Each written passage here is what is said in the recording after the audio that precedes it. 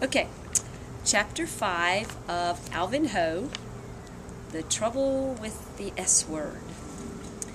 Not being able to talk in school is a terrible problem, but having a girl desk buddy is even worse. It is the kiss of death. At recess, I heard Alvin and Flea sitting in a tree. Kissing. First comes love, then comes marriage, then comes Alvin with a baby carriage.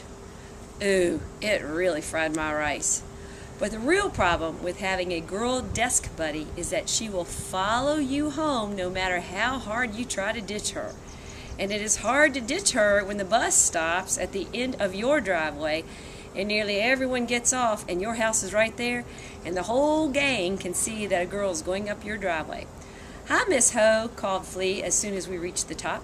"Hello, Sophie," said my mom, smiling and using Flea's real name. "It's very nice to see you." Mouths dropped open at the bottom of the driveway. Pinky, Jules, Sam, Nia, Eli, Scooter, and Hobson, the whole gang, stood speechless. "It's nice to see you too," said Flea, blinking her one good eye at my mom. If there's anything good about Flea, it's this. She wears an eye patch over one eye like a pirate. There's a picture. Also, one of her legs is longer than the other, like a peg leg, which is also marvelous. "I'm Alvin's desk buddy again this year." "That's wonderful," said my mom, smiling even more and holding the door open. "Alvin is very lucky." "Yep," said Flea, "he's very lucky." "Would you like to come in for afternoon tea and rice crackers?" I narrowed my eyes at Flea, which meant she had better say no and go away. And my mom narrowed her eyes at me, which meant I had better behave like a gentleman or I had something coming. "I'd love to," said Flea, and she stepped right inside my house and then sat right down at my place in the kitchen across from Anne-Marie. Worse, Lucy came and gave her the kiss that she usually gives to me.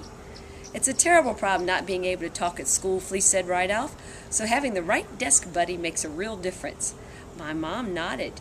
She had that look on her face that she thought Flea was a darling girl. "It's a big responsibility," said Flea, "so I'm even more prepared this year than last year." "You have a PDK?" asked Anne-Marie. "No," said Flea, "but I made this." She reached into her backpack and pulled out a book. "The book on Alvin," it said on the cover.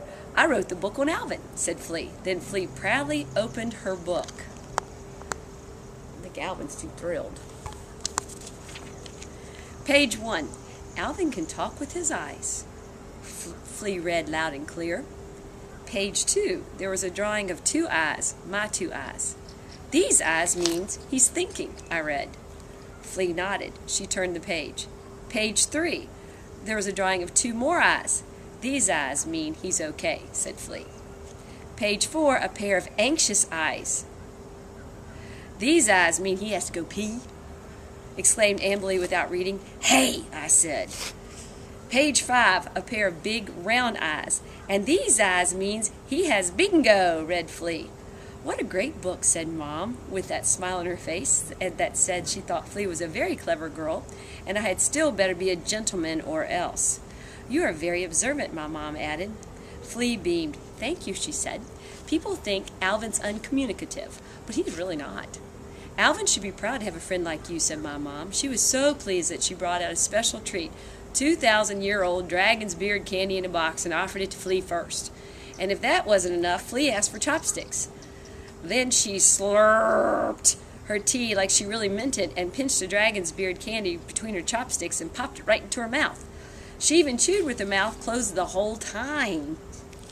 "I saw dragon's beard candy on a cooking show once," said Flea, dabbing her lips with a napkin. "It's made of 8,000 strands of sugar wrapped around nuts and coconut and sesame seeds."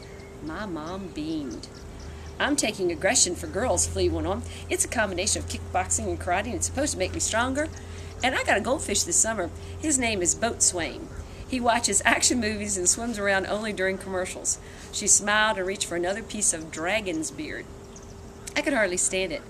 "I think it's a stupid book," I blurted, "and you're a stupid girl."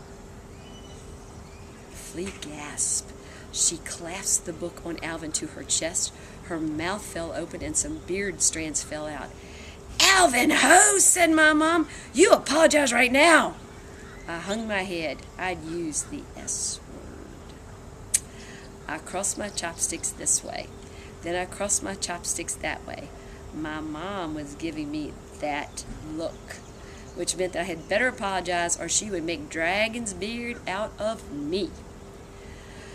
Yoctoseconds turned into zeptoseconds, turned into attoseconds, turned into a blink of an eye, then into a heartbeat. Then my life crawled before my eyes. Sorry. I finally peeped. Tears filled Flea's eyes. It was not a good sign. I had a terrible feeling that a gentleman should never make a girl cry, even a girl with only one eye. Flea slipped the book on Alvin into her backpack and without a word headed out the door.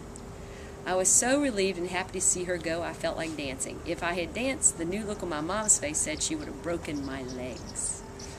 So I dashed out after Flea. I had a feeling that it was a gentleman thing to do, but I didn't really know. I couldn't remember. "Hey," I huffed when I caught up with her, but Flea did not stop. She moves rather fast for someone who can only see half of everything and walks on uneven legs. "Stop," I said. That's when he said that S word. Not good. And that's her little boat swaying pet goldfish.